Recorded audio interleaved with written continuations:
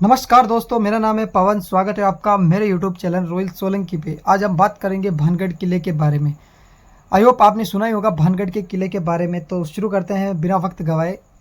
भानगढ़ की किला अरावली की हरी भरी पहाड़ियों के बीच बसा हुआ है। भानगढ़ का भव्य किला है। भानगढ़ का किला जयपुर और अलवर शहर के बीच सरिस्का अभ्यारण्य से 50 किलोमीटर दूर स्थित है। इस किले का निर्माण 17वीं शताब्दी में महान मुगल सेनापति आमेर के मान सिंह के छोटे भाई राजा मागो सिंह ने करवाया था। शाही महल के अलावा 1720 तक भानगढ़ में 9000 से ज़्यादा घर थे, जिसके बाद धीरे धीरे इसकी आबादी कम होती गई। भानगढ़ किले पूरी बस्ती ग्रीन क्रमिंग किले और 5 विशाल द्वारों से सुरक्षित थी। जो दीवारें थी वो सुरक्षित थी। किले के परिसर में भव्य हवेलियां, मंदिर और वीरान बाजार और अवशेष मौजूद है, जो किले के अपने सुनहरे दिनों की समृद्धि दर्शाता है।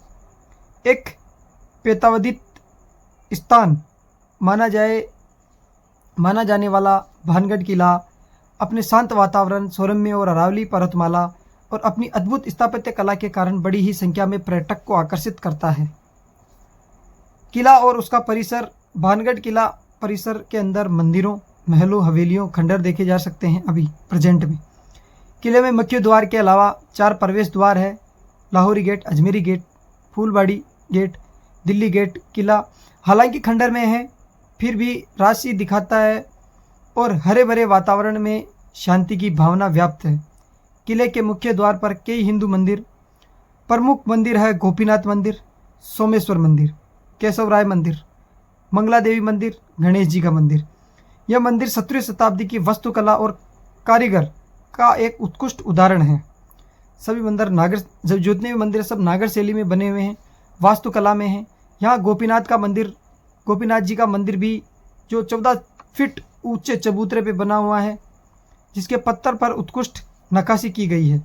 मंदिर परिसर में मुख्य पुजारी का निवास भी है, जिसे पुरोहित जी की हवेली कहा जाता है। इनमें प्रमुख नर्तकियों की हवेली, जो नर्तकियों का घर हुआ करता था। यहाँ बाजार भी है। यहाँ किले की सीमा के सबसे अंतिम छोर पर शाही महल और खंडर मौजूद है, जो भी मौजूद है। खंडर कहा जाता है अभी जो मौजूद है। शाही महल 7 मंजिला था, लेकिन अब केवल 4 मंजिलाएं बची है, बाकी ढह गई है। भानगढ़ का किला एक अभिशाप। भानगढ़ का किला भारत के सबसे भूतिया स्थानों में से एक माना जाता है और कहा जाता है कि यह श्रापित है।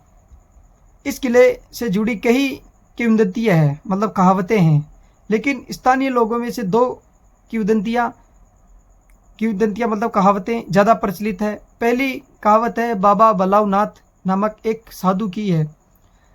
राजा मागो सिंह द्वारा भानगढ़ में किले बनवाने से बहुत पहले ये क्षेत्र बाबा बलावनाथ की साधना स्थली हुआ करती थी।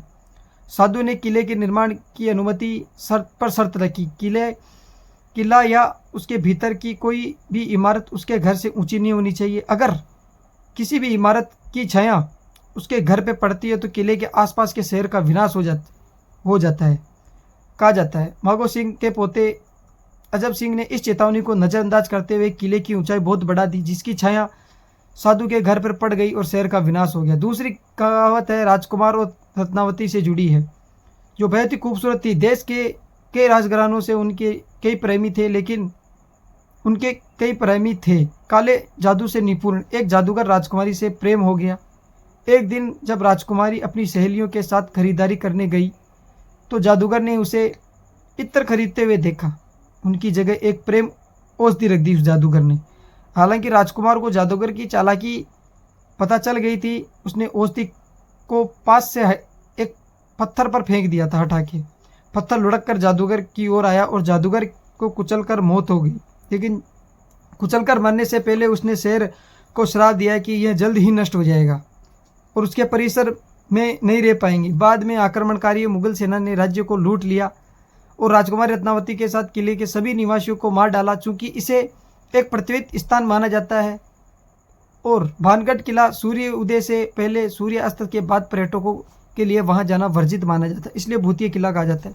राजस्थान का भानगढ़ किला भले ही खंडर हो चुका है, फिर भी खूबसूरत दिखता है क्योंकि यह शांत और हरे वातावरण के बीच एक पहाड़ी की तलहटी में स्थित है। कभी वैभवशाली रहे इस राज्य के खंडहरों को देखने के लिए इस किले पर जाएं। कहने का मतलब भूतों का किला भानगढ़ अलवर को कहा जाता है। यहाँ पे बहुत सी मतलब जो आपको दो कहावतें बताई थी, इसलिए इसको भूतों का किला कहा जाता है। अब ये कहानी है, काल्पनिक है, ये तो वहाँ जाने के बाद ही पता चलता है, उन लोगों के मुंह से सुनने के बाद हमको पता चलता है। आप अपने मन से कुछ भी नहीं कह सकते। मिलते हैं नेक्स्ट वीडियो में नई एनर्जी के साथ। जय हिंद, जय भारत।